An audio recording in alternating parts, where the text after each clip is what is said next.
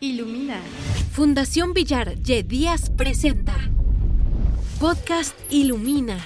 Un servicio de divulgación con temas de interés dirigido a personas con discapacidad visual y sus familias en México y países de habla hispana. Comunícate con nosotros. Escríbenos a podcast@ilumina.mx.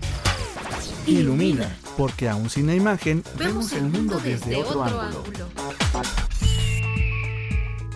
Hola, ¿qué tal amigos? Les saluda una vez más Israel García y en esta ocasión les doy la bienvenida al episodio 326 del podcast Ilumina. En este episodio toca hablar de los niños con discapacidad visual y la importancia de desarrollar sus habilidades sociales. Estará con nosotros como invitada la maestra Ana Laura Tamariz Lorenzana, quien, ya saben, es una de las expertas en el tema en Ilumina Ceguera y Baja Visión. Esta vez corresponde también a María García Garmendia, quien en su cápsula Mundo Apple nos hablará de un nuevo dispositivo que la compañía de líneas Braille, Orbit, ha sacado recientemente al mercado. ¿Quieres conocer de qué se trata este artefacto? Pues te invito a quedarte con nosotros hasta el final y descubrirlo. Hoy te acompañaremos Judy Gómez en la entrevista, Néstor Castro en la producción y operación técnica y un servidor, Israel García, en la conducción.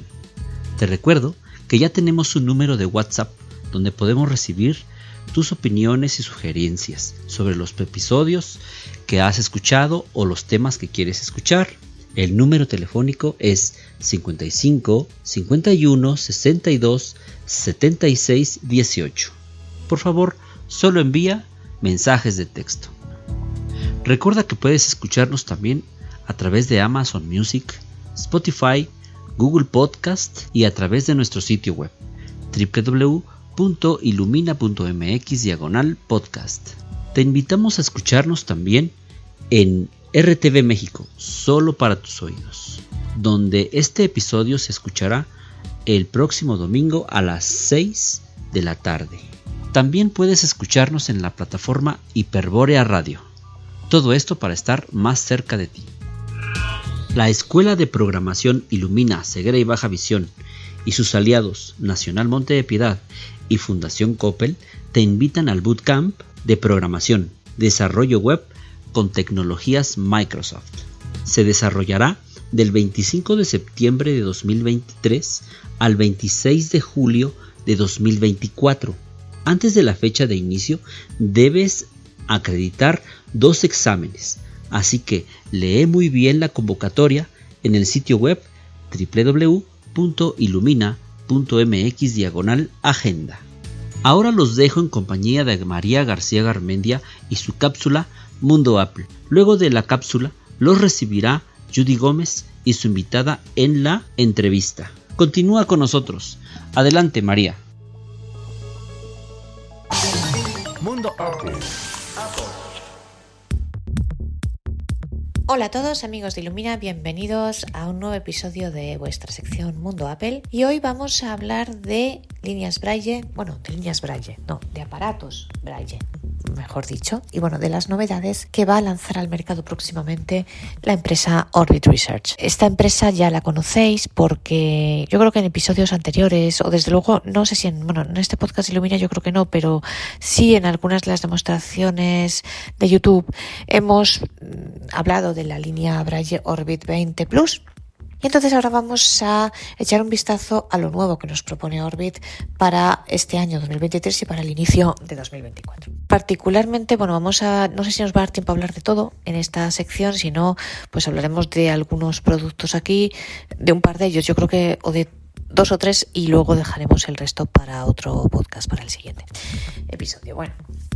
Vamos a hablar primero de un aparato que ya está en el mercado, que es la Orbit Slate. Es un aparato con varias líneas Braille, no solo una, como sucedía con la Orbit 20 o 20 Plus, sino varias líneas Braille juntas. Es un aparato multilínea. ¿Cómo funciona? Hay 2 versiones, una que son 3 líneas de 40 caracteres cada línea y por tanto tiene 120 celdas Braille, y otro que son 5 líneas de 20 caracteres cada una y por tanto tiene 100 celdas Braille. No es todo el aparato Orbit uno debajo de otro, sino las celdas, una debajo de otra, y el tamaño del de la 20 pues sería ese. El de la de 40, pues imaginaos una Orbit 40 y 3 líneas, una debajo de otra. Además de las líneas Braille, luego, ¿qué tiene? Pues en cada línea tiene las teclas de balancín, lo que le llaman en inglés las pointing keys, las teclas para ir para abajo, para moverse para abajo y para arriba, y arriba tiene, en la primera línea, solo en la primera tiene cursores Braille. Y ahora os explicaré cómo funciona esto de cómo se mueve uno por las líneas. Encima de las líneas Braille, de las 5 si hablamos de la de 20 o de las 3 si hablamos de 40, tiene el teclado Braille, el teclado Perkins, el mismo que el de la Orbit igual, con las 6 teclitas,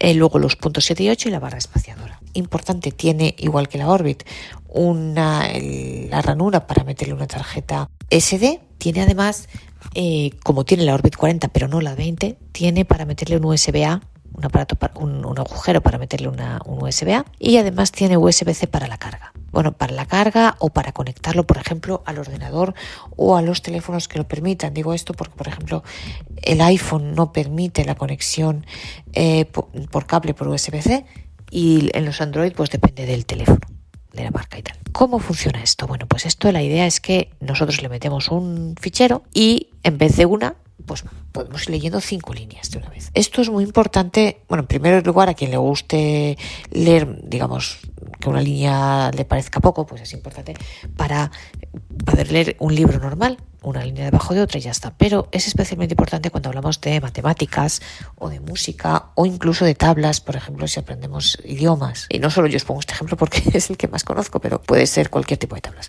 ¿Y por qué? Bueno, para las matemáticas y la música sabéis que es muy largo, o sea, sabéis que línea por línea es muy complicado. Por ejemplo, el piano como mínimo tiene mano izquierda y mano derecha, y sabéis que la transcripción musical se hace en una línea a la mano derecha y en otra a la izquierda, ¿no? Entonces, ya el tener 2 líneas de una vez es importante. Y luego sabéis que los compases, a veces, si tenemos silencios, ligaduras, cambios de octavas, todo eso son celdas que ocupan. Entonces, a veces el compás es casi una línea, un compás, con lo cual tener 5 líneas puede ser muy útil para la música. Para las matemáticas, ni os digo, sabéis que hay problemas matemáticos cuando empiezan con fracciones, con, paréntesis, cosas, te ocupa muchísimo. O sea, yo recuerdo demostraciones matemáticas cuando yo estudiaba que eran una página Braille. Entonces, el tener 5 líneas puede ser muy útil en muchas ocasiones. Y las tablas, pues también, imaginaos, por ejemplo, un libro de idiomas, los verbos. Cuando aprendemos los verbos, sabéis que muchas veces lo hacen en columnas para diferenciar, por ejemplo, te ponen en un lado el presente, imaginaos, y en otro el pasado.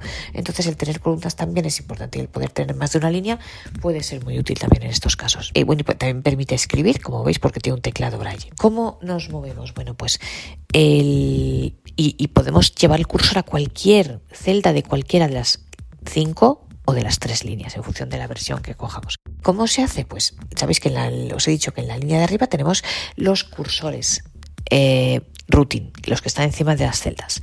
Entonces, pulsamos ese cursor correspondiente a la celda a la que nosotros queramos ir. Imaginaos que queremos ir a la celda número 7, pues pulsamos el cursor 7 y luego con las teclas que sirven para ir hacia arriba o hacia abajo, pulsamos la de la línea que queramos. Imaginaos que quiero irme a la línea 4.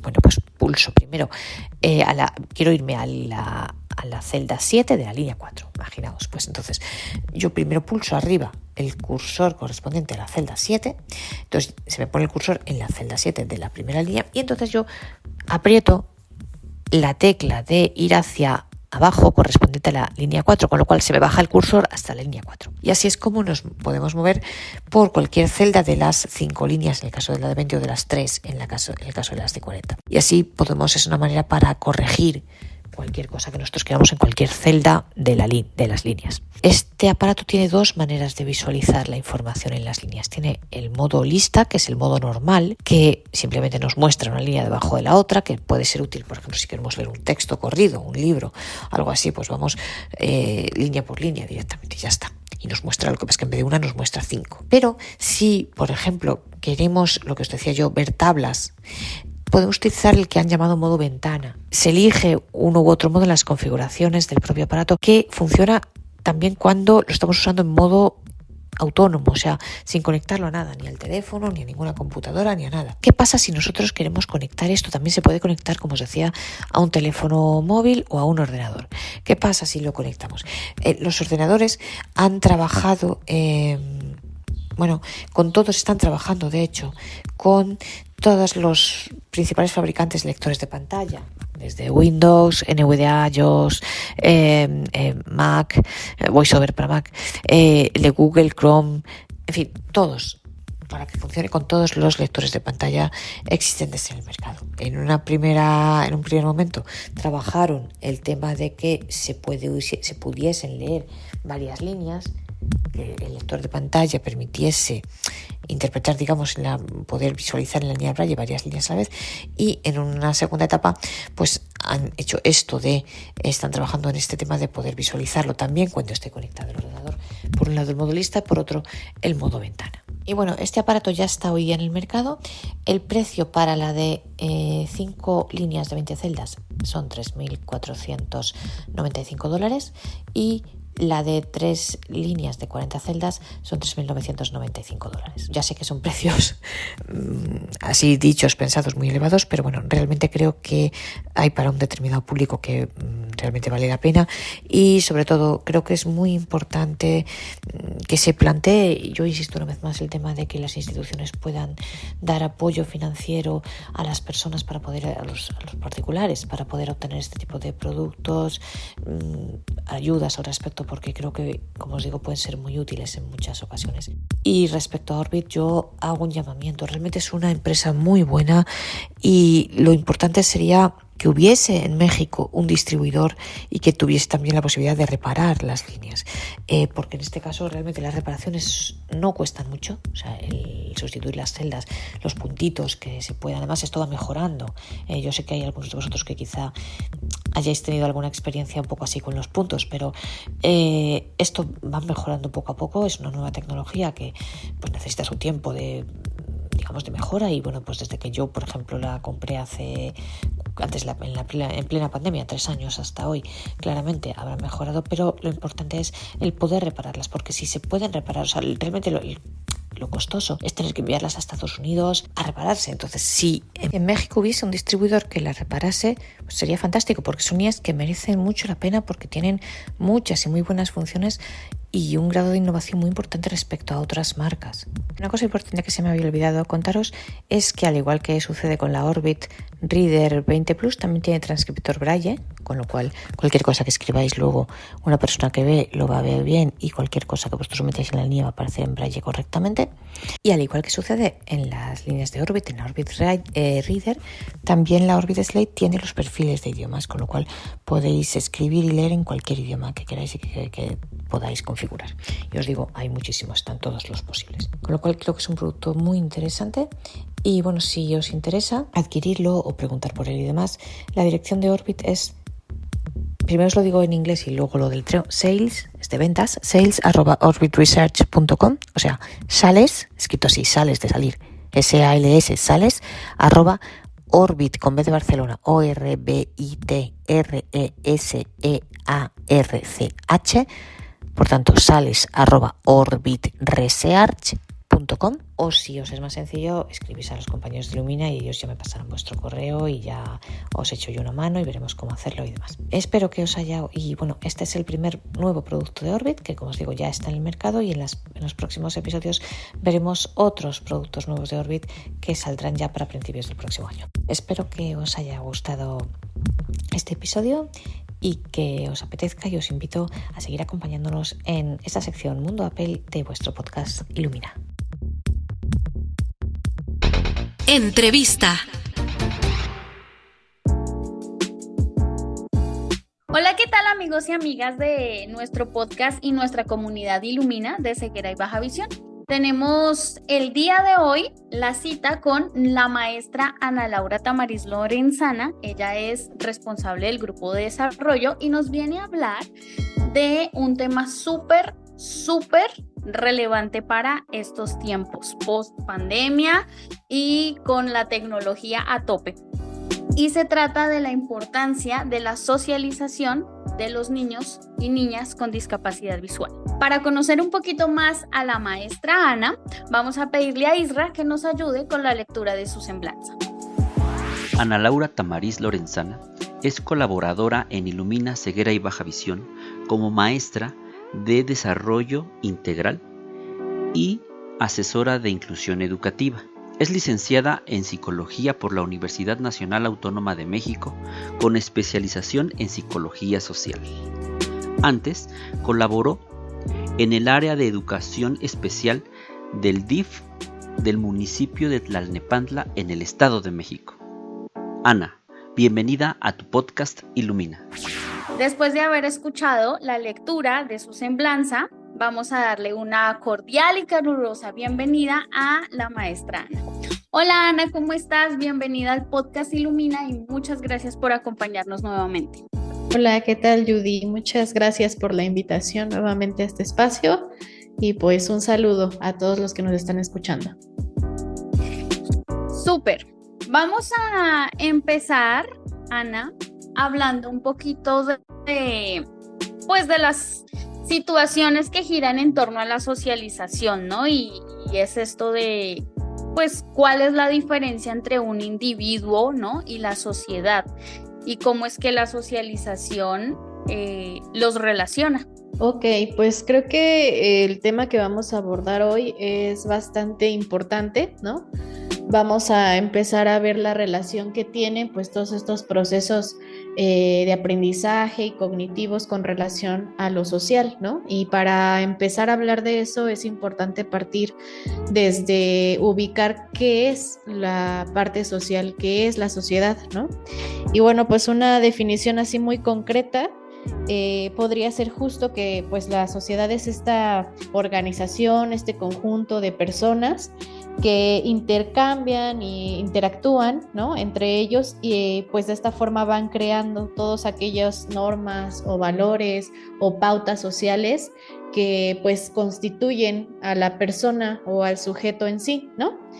Y pues bueno, un individuo o la persona como tal vendría siendo no nada más esta unidad o este agente que abstrae información, sino que también la construye, la crea a través de la interacción con otras personas u otros individuos dentro de esta sociedad. Partiendo de este punto, ¿no? Es importante que nosotros también tengamos en cuenta que todo esto de la socialización es un proceso, ¿no, Ann? ¿Cuáles son como esas etapas en las que se va desarrollando? Pues justo partiendo de lo que platicaba sobre el individuo, ¿no? Que no solamente es un ser aislado, la persona se va constituyendo desde mucho antes del nacimiento, ¿no? Desde cómo los padres crean una expectativa de lo que sería pues su hijo, ¿no? Crean un mundo en relación a la persona que está por llegar, entonces se va constituyendo ese ser como sujeto, ¿no? Desde cómo lo nombramos, qué deseos o expectativas tenemos puestas en este pequeño, ¿no?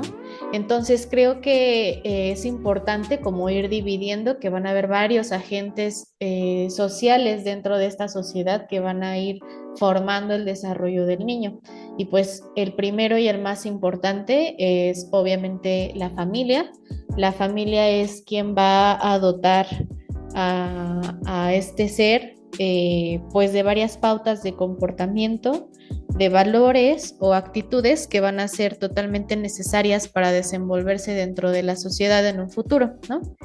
Y pues bueno, ellos son quienes nos van dotando de estas habilidades de comunicación que van desde el lenguaje meramente verbal, pero también desde un lenguaje gesticular o corporal, que más adelante lo vamos a abordar, porque es necesario que los chicos con discapacidad visual pues justamente interactúen o sociabilicen para adquirir y consolidar este tipo de comunicación.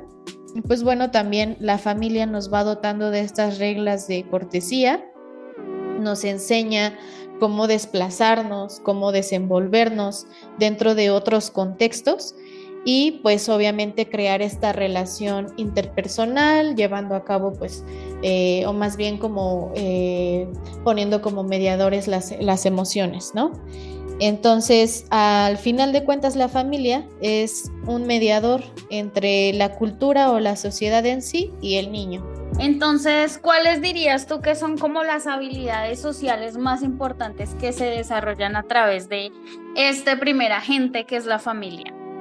Ok, pues creo que las más importantes, tomando en cuenta lo que mencionaba, que es un mediador entre la cultura y el niño, es justamente proporcionar estas características muy asociadas a la cultura en la que nace el niño, ¿no? O sea, obviamente se le va a enseñar reglas de convivencia o normas sociales que están totalmente ligadas al nivel cultural o al contexto en el que se desenvuelven la familia, ¿no? Por ejemplo, no van a ser las mismas reglas o pautas sociales que el niño va a aprender si nace en México a las que va a aprender si nace, no sé, en el continente europeo, ¿no? Que aunque son algo similares, pero al final de cuentas los usos y costumbres y las normas que se establecen en una sociedad u otra varían. Ese sería como un punto muy importante, ¿no? Otro sería justamente esta transmisión de comunicación, ¿no? Tanto el lenguaje verbal como no verbal, ¿no? Aquí abordamos pues también la parte de la gesticulación, en donde a lo mejor comunicar un sí, un no, un no sé, mañana, adiós, hola, se van a ir empleando igualmente de acuerdo a la cultura y al contexto que lo desenvuelve al niño, ¿no?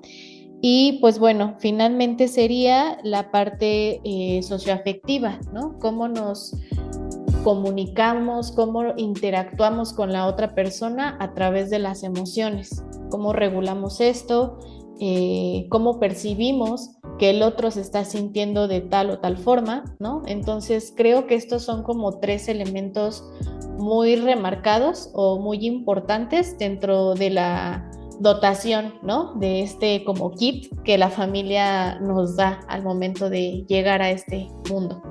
Aquí me surge a mí una pregunta muy importante y yo me imagino que a muchas de los escuchas y las escuchas que están conectados con nosotros en este momento, y es que hablabas del lenguaje gestual y el lenguaje corporal, ¿no? ¿Cómo se trabaja eso con un niño, con una niña en la familia, ¿no? Y también esta parte de enseñar, por ejemplo, cosas muy específicas de la cultura, de la comunicación, ¿no?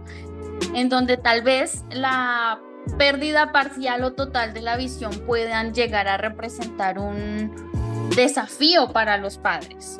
Sí, justamente es interesante como darnos cuenta que cuando nosotros llegamos, ¿no? Así como un pizarroncito blanco, empezamos a adquirir muchas conductas por imitación que son en su mayoría una imitación pues meramente visual, ¿no?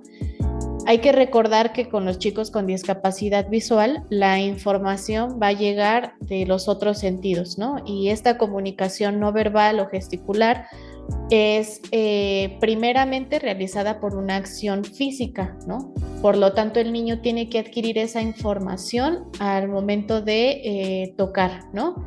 Esto creo que es algo, híjole, que tiene así un trasfondo emocional y subjetivo muy increíble porque, pues, por ejemplo, voy a dar así como una situación en la que nos vimos hace poquito relacionados, que fue justo que muchos de los niños que participan acá en Ilumina no conocen cómo son sus mamás, ¿no? O sea, no logran describir cómo es su rostro, cómo es su cabello, ¿no? Lo conocen de forma verbal, es decir, que otras personas les dijeron cómo son, pero ellos quizá no han tenido esta experiencia de detallar sus ojos, su nariz, su boca, etcétera. Entonces creo que el tacto en este sentido va a ser fundamental para que los niños puedan explorar cuál es este gesto, primero en otra persona, en sí mismos, y luego ya lo podemos llevar a algo más abstracto, como una carita en plano, ¿no? En donde pues coloquemos las partes más significativas, ¿no? Es decir, si es una emoción feliz, pues bueno, colocamos los ojos, la nariz y la boquita en una forma curva hacia arriba, ¿no? pero creo que lo primordial es que le brindemos la mayor información que se pueda de forma verbal y táctil al niño. Entonces, este proceso gigantesco y larguísimo, ¿no?, que se va trabajando durante toda la vida, empieza como muchas de las cosas en nuestro crecimiento y desarrollo con la familia.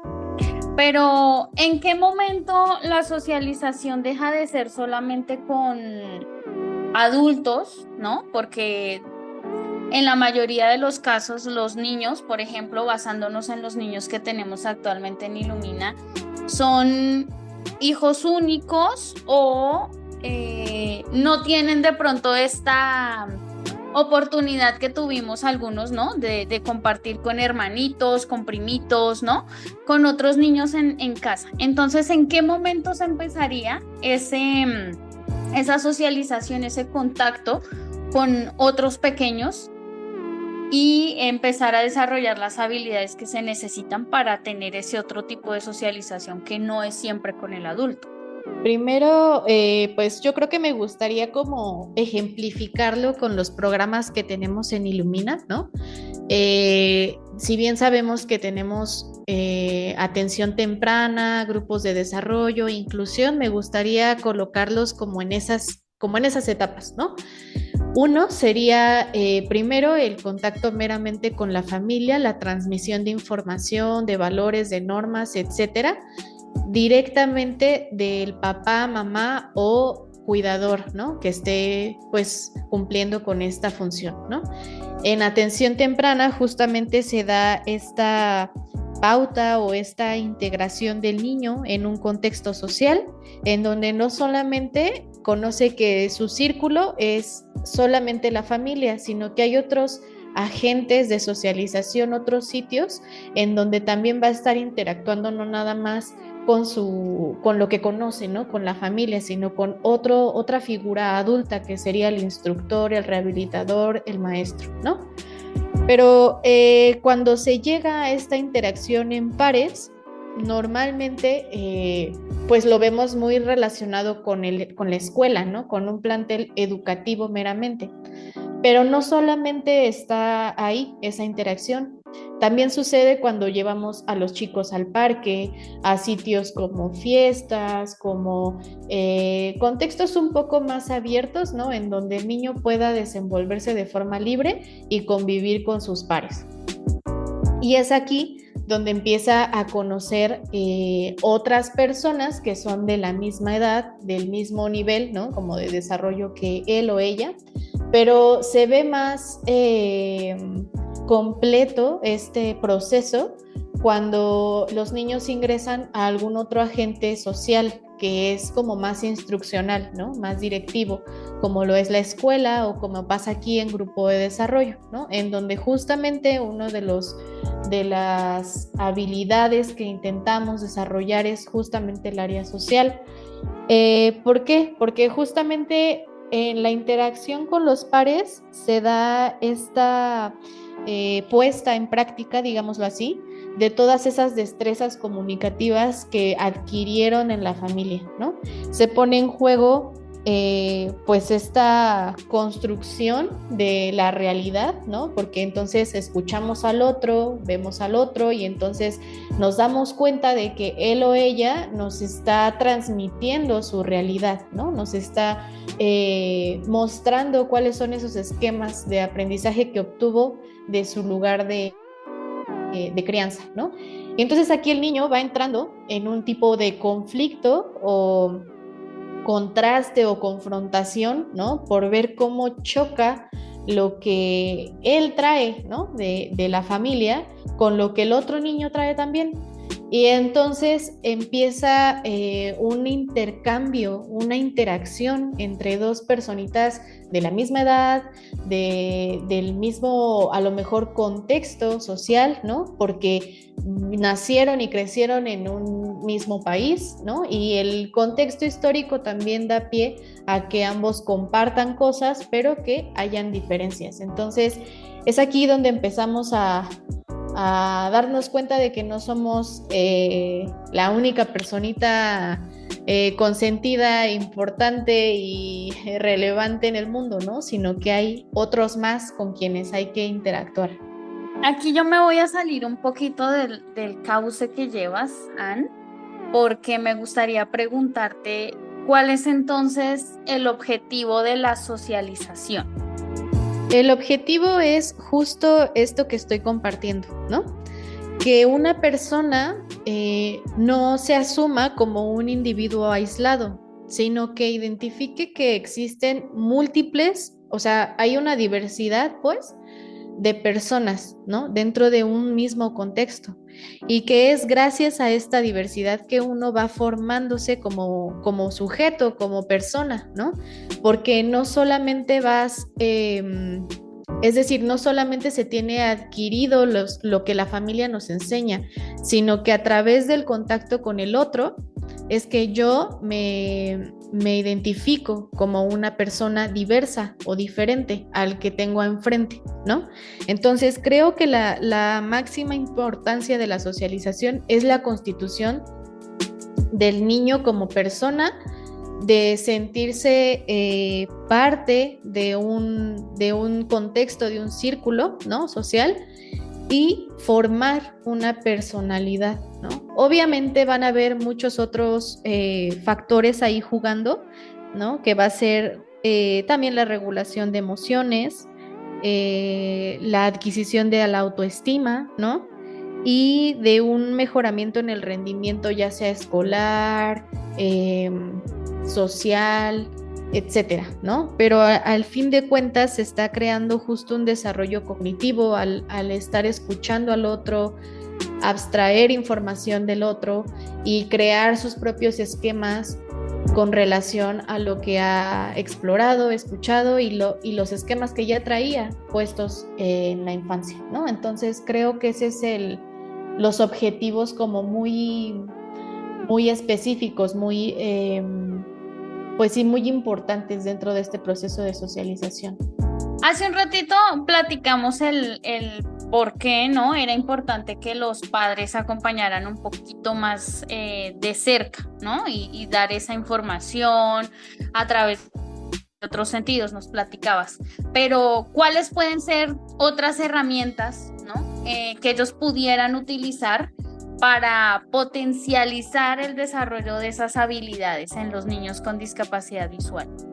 Justamente creo que la integración del niño en otros espacios es como fundamental, ¿no?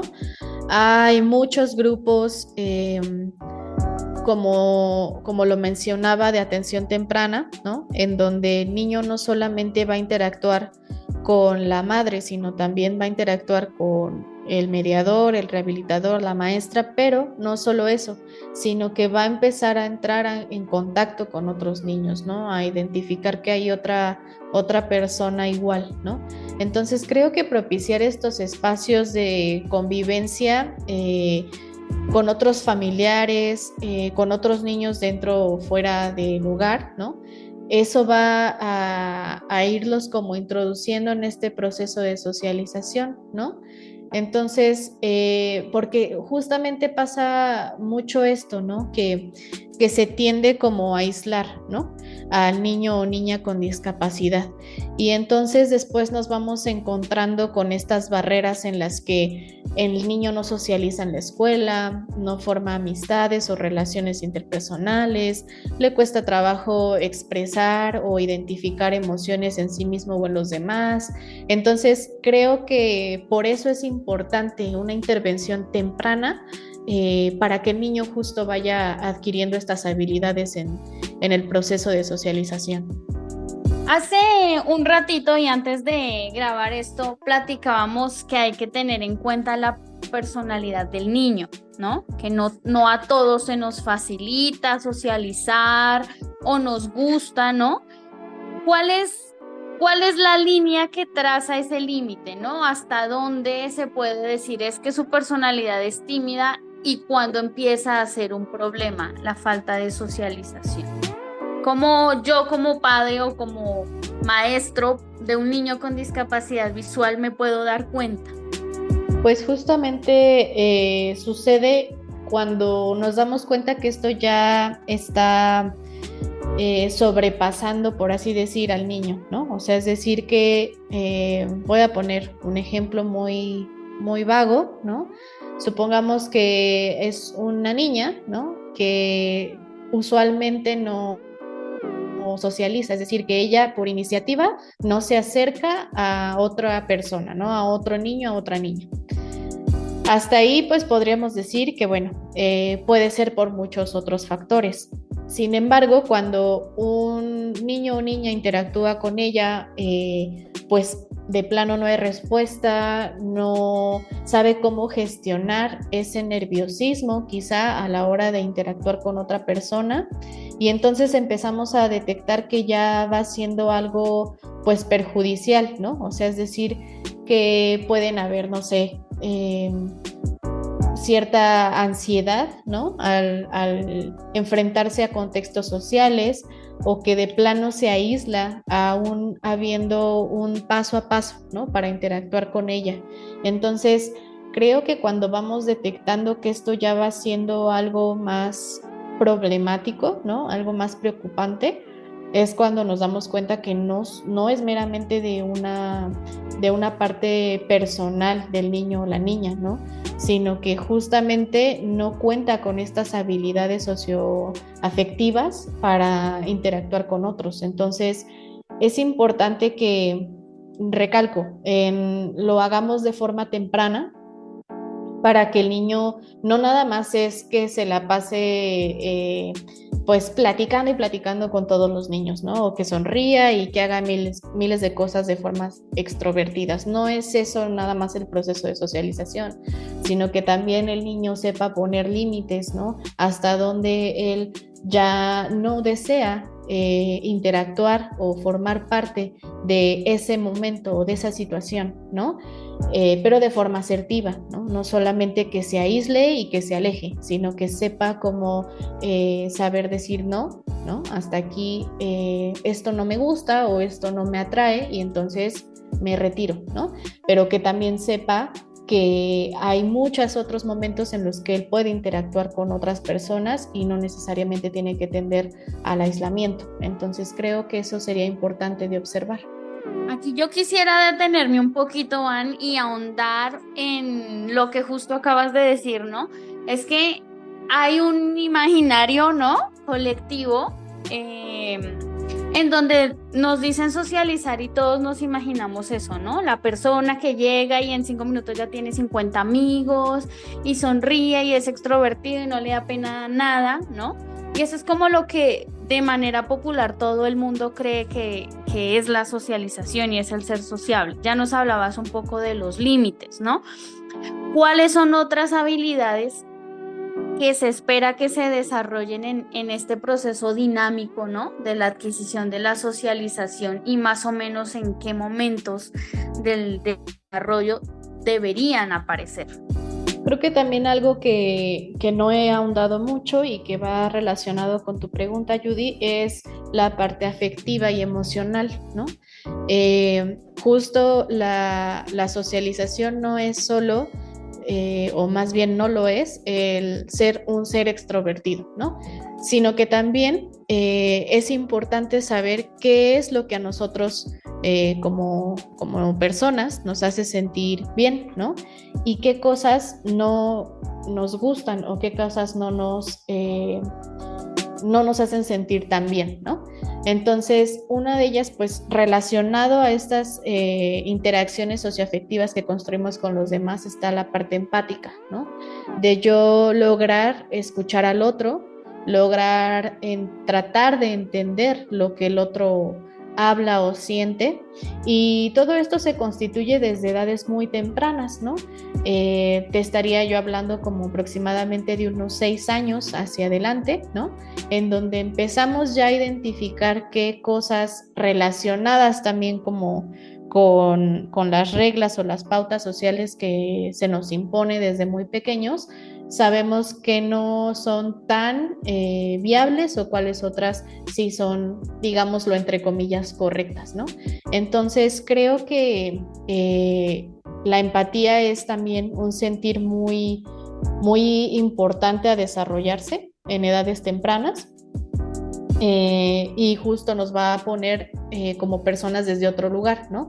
No solo el ver lo que yo creo que es importante, lo que yo creo que es necesario y lo que yo creo que es válido, sino también sé que el otro también emplea sus propias estrategias para resolver un problema, también siente respecto a ciertas situaciones, ¿no? Entonces creo que eso también es bastante importante a resaltar.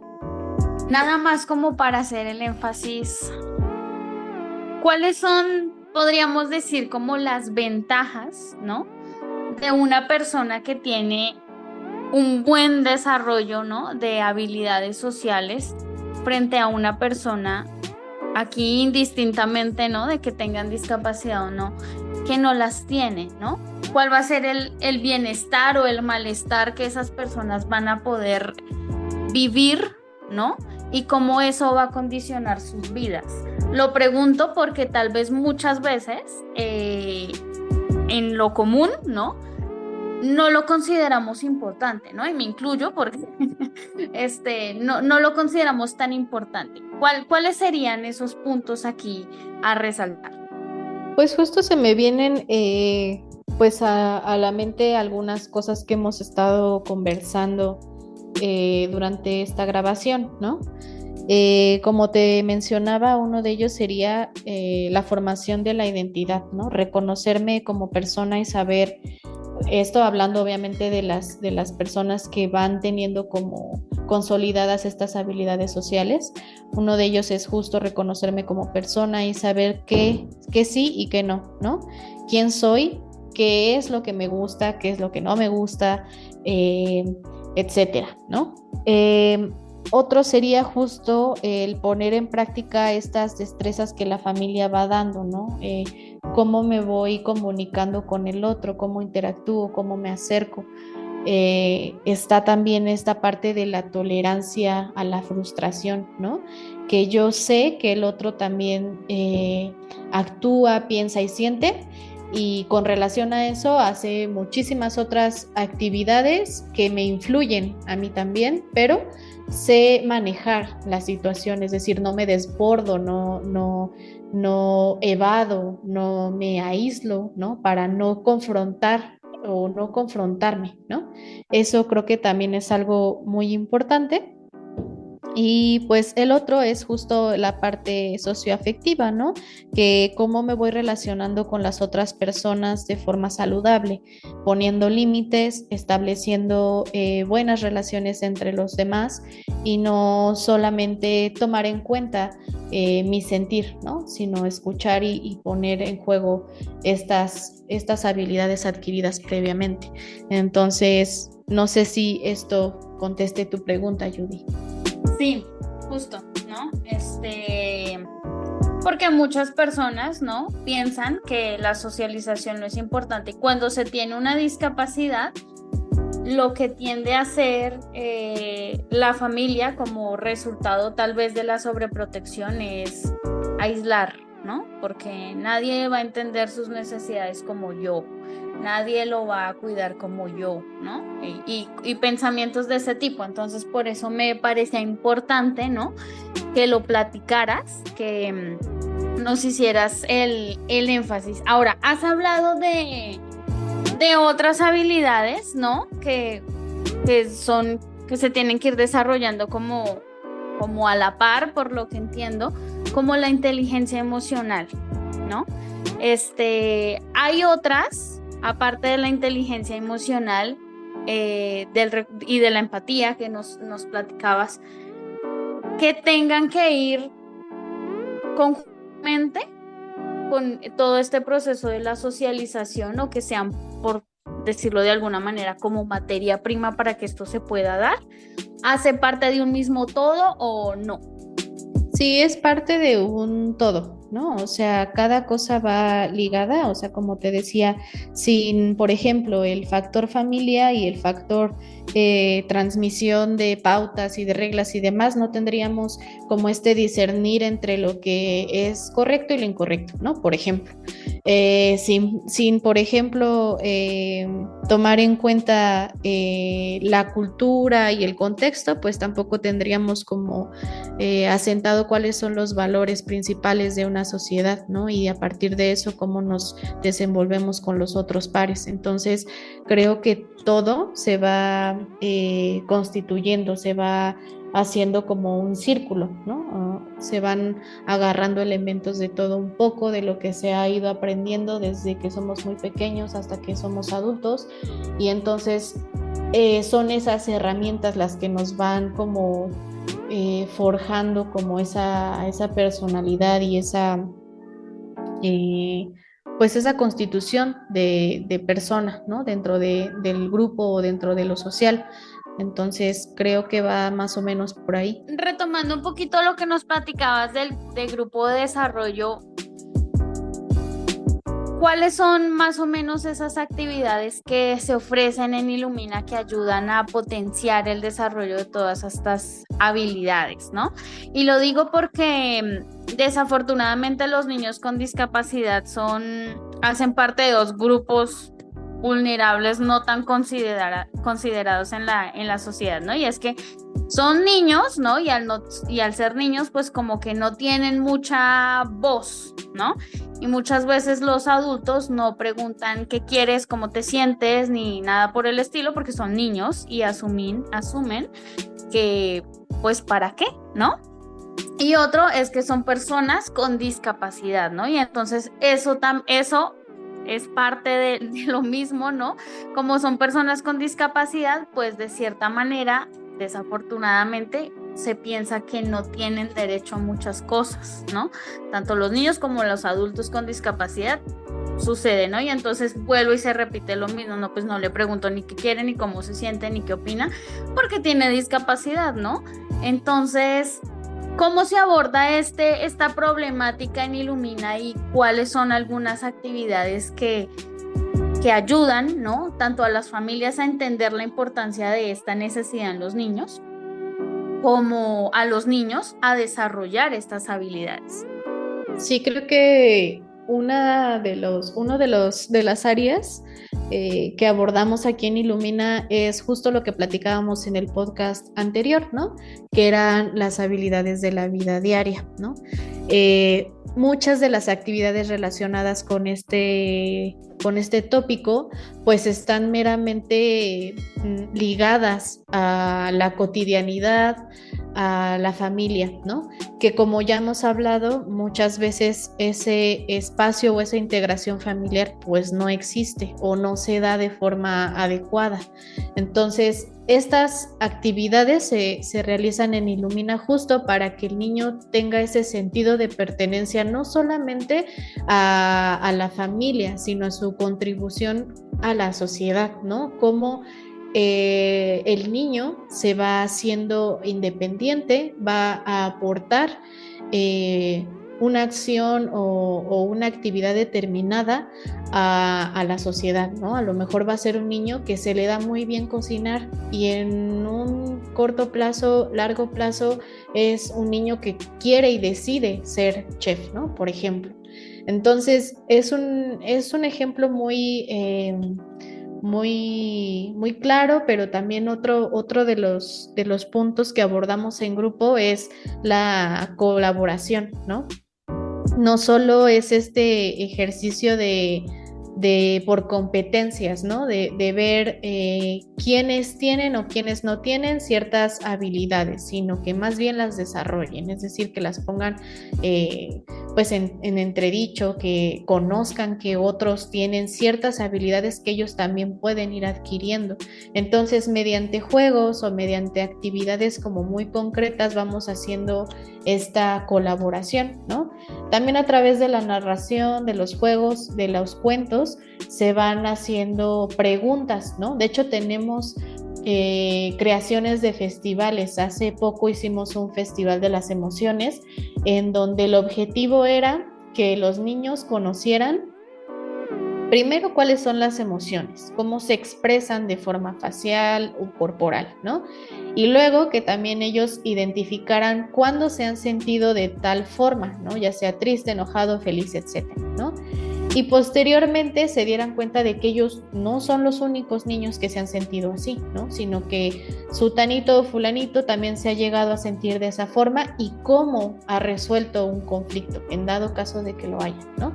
Y entonces ahí, como puedes ver, se fueron como cumpliendo todos estos parámetros u objetivos que yo di anteriormente.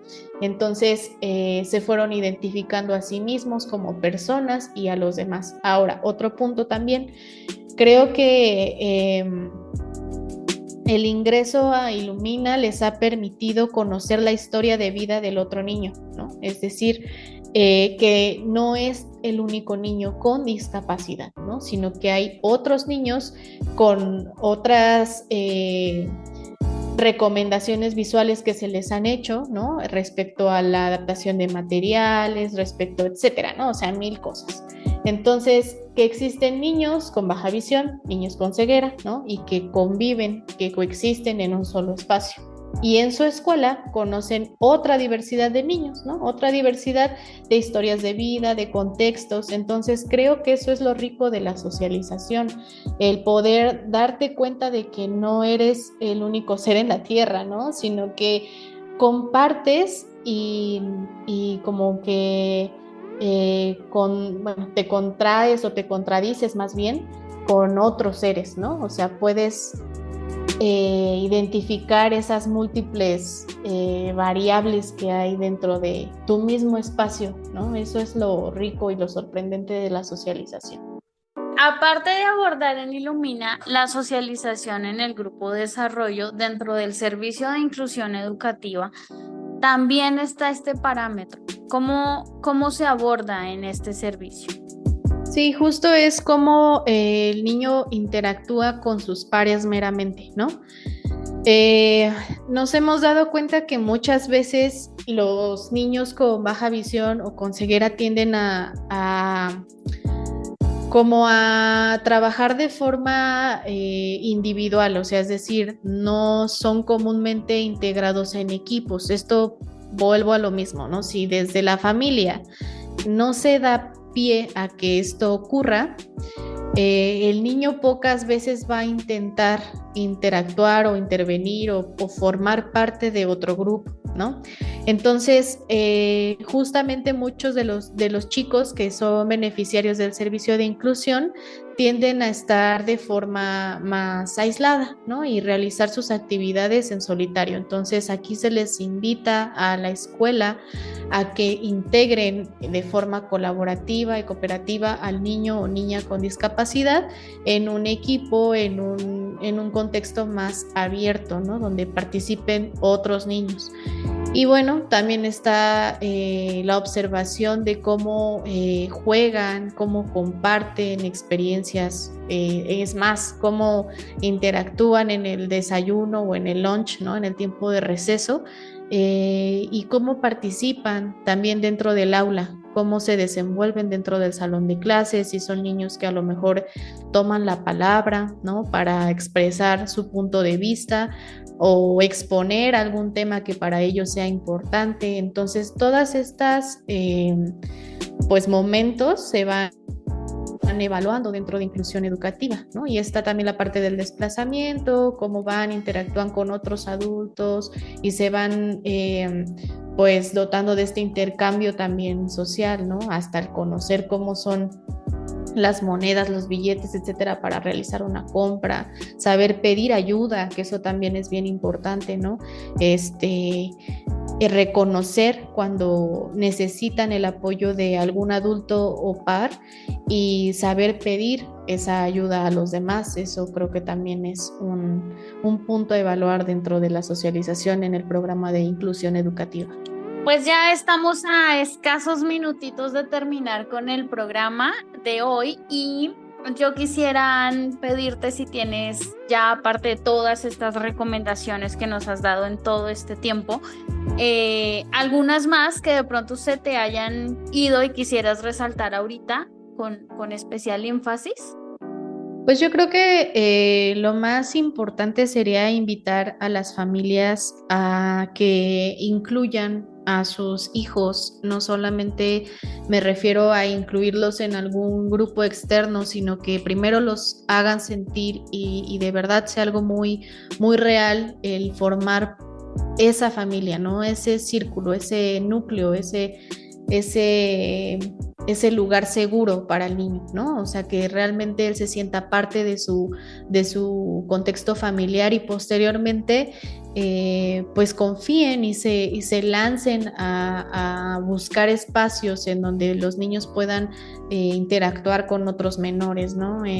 Aquí, como ya mencionábamos, tenemos el servicio de atención temprana, entonces pueden incluir al niño en este programa y posteriormente él va a ir avanzando en su desarrollo y se va a ir formando en otros grupos, ¿no? Como es el grupo de desarrollo integral, en donde también va a conocer a otros niños, va a adquirir nuevas habilidades y bueno, posteriormente ya de lleno va a entrar en la escuela, ¿no? Pero no esperar a que el primer acercamiento sea la escuela, sino que ya previamente haya tenido contacto con la socialización, ¿no? En parques, en lugares como a lo mejor actividades deportivas, qué sé yo, ¿no? O sea, que se avienten a integrar a su hijo o hija en espacios más pues sociables, ¿no?